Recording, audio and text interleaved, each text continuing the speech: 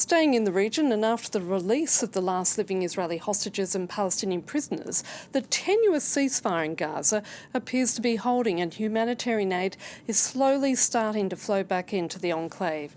Yet questions remain over other key parts of the American peace plan for the region. They include when will Hamas return to Israel the remaining bodies of the hostages believed to be dead in Gaza, and Israel's insistence that a weakened Hamas disarm. It comes as clashes between Hamas and opposing clans continue in the Palestinian coastal territory.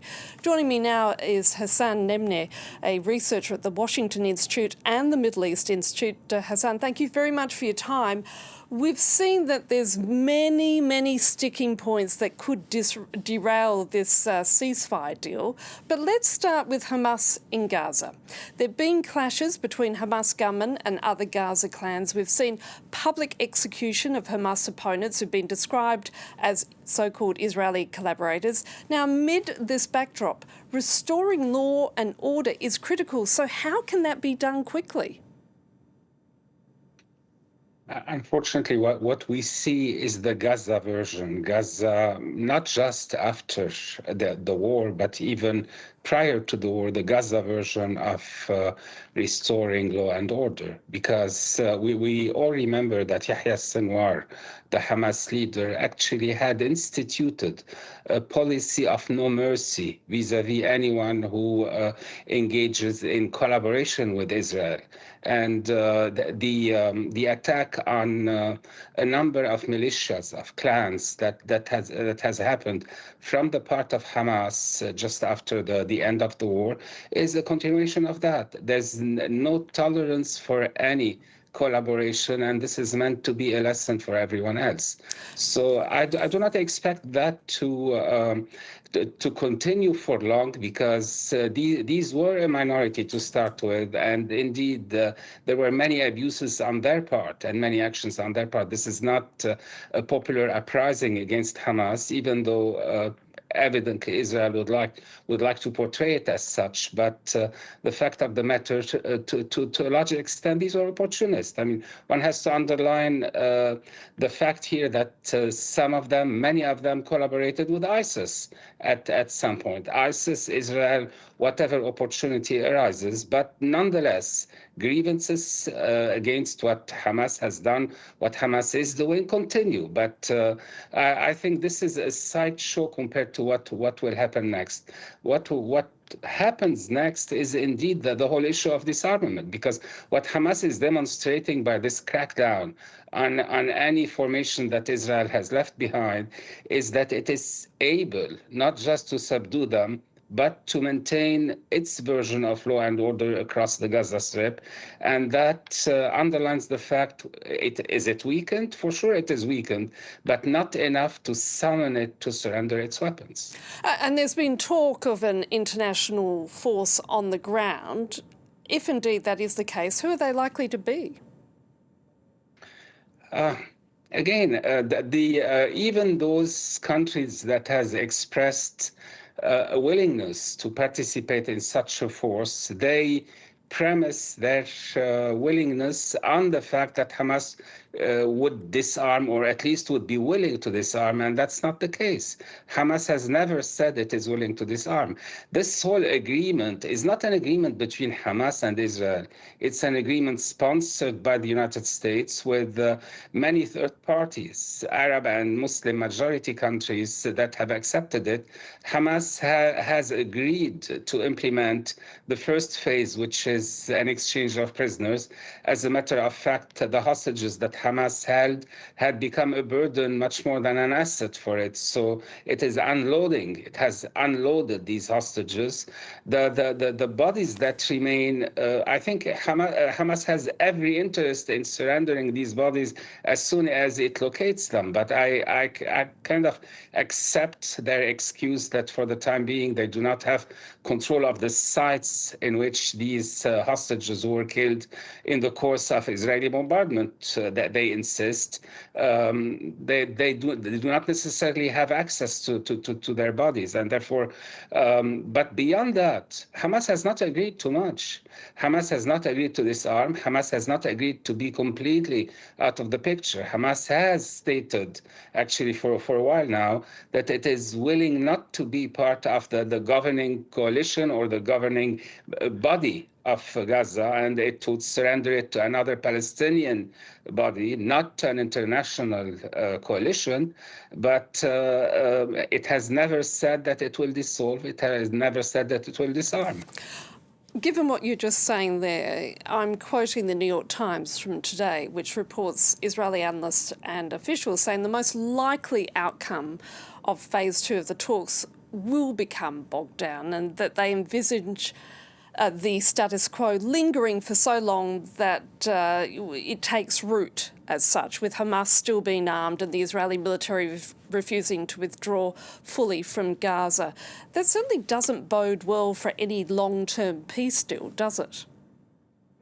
Absolutely not. You're right. Absolutely. This has not been a well-conceived or at least mature peace deal.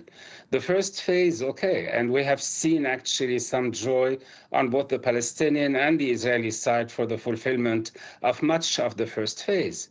But that's it, because on questions of disarmament and withdrawal, we have two opposing positions that cannot be reconciled.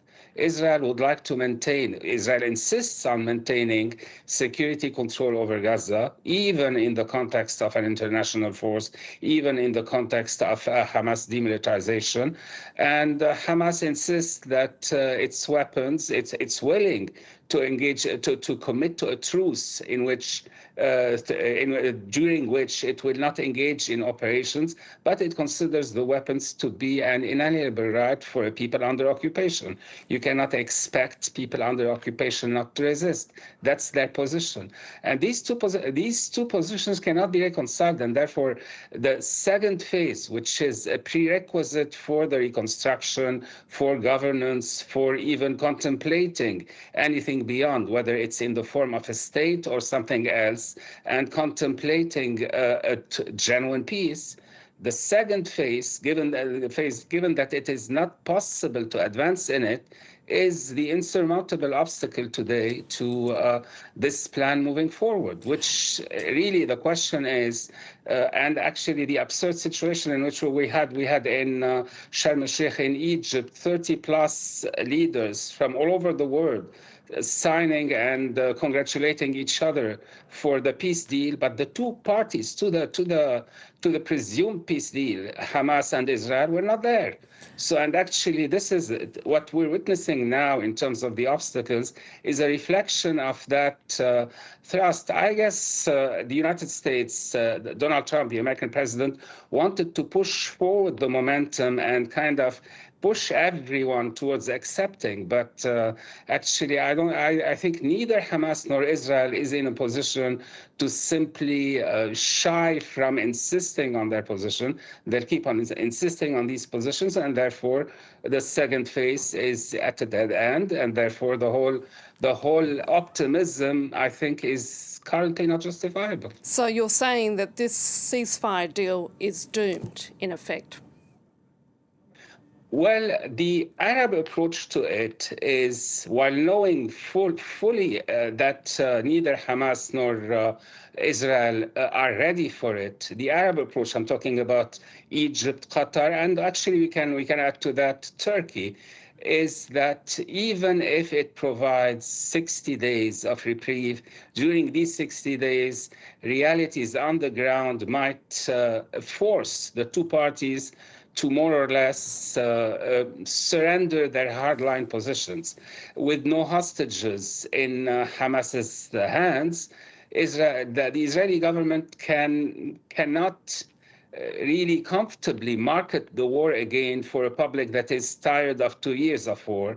And on the other hand, the reality of the devastation in Gaza might force Hamas to concede to the fact that it is not in a position to maintain not just law and order, but actually to ensure the basic needs of the Gaza population. And therefore, maybe through this period of truce that now in the aftermath of phase one and as a result of the optimism of phase one, will settle in for a while. Maybe in the course of this period, this interim period, the two positions might become slightly softer. But on the basis of today's data points, meaning the Israel's insistence on defeating Hamas, which is a strategic necessity for Israel.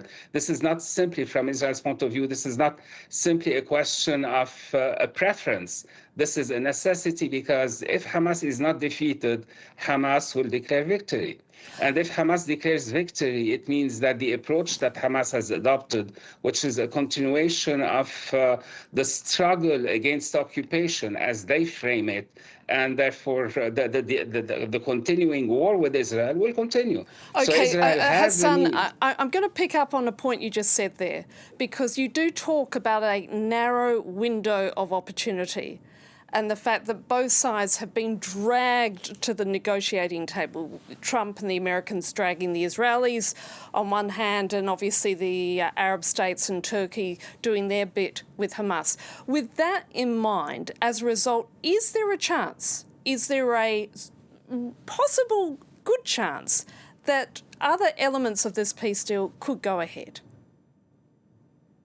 Up until the issue of disarmament and withdrawal are really concretized in one way or another, I think we will hear a lot about governance, about Palestinian representation, but all of this will remain theoretical because no reconstruction will happen if the potential for the resumption of hostilities is still there, and no form of governance would be offered to the Palestinians, or for that matter, irrespective of Palestinian demands and will, without Israel being confident that it does not feel the danger of being attacked again.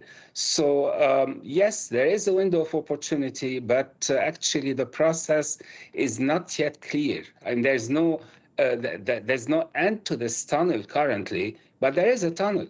Okay, in other words, what we can count on that in the course of these coming weeks, while everyone is trying to settle in with the new reality of no war, even if it is temporary, that there will be parties, the US for sure, but also the Arab and the Islamic countries that participated in pushing this deal, that will try to reify those conditions on the ground that makes it more appealing for Hamas on the one hand and for Israel on the other hand to dilute a little bit the excessive demands. Egypt, for example, has a solution which is not a disarmament that will destroy the weaponry of Hamas, but a disarmament that would put these weapons in escrow, if you'd like, in Egyptian custody up until a Palestinian state emerges. And therefore, this maybe a face-saving measure for Hamas.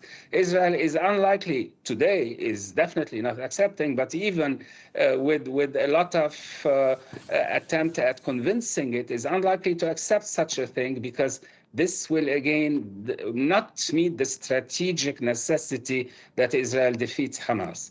The unfortunate fact is that we have two strategic necessities that are at odds. Hassan Mneimneh, we're going to have to leave it there. Thank you so much again for your time.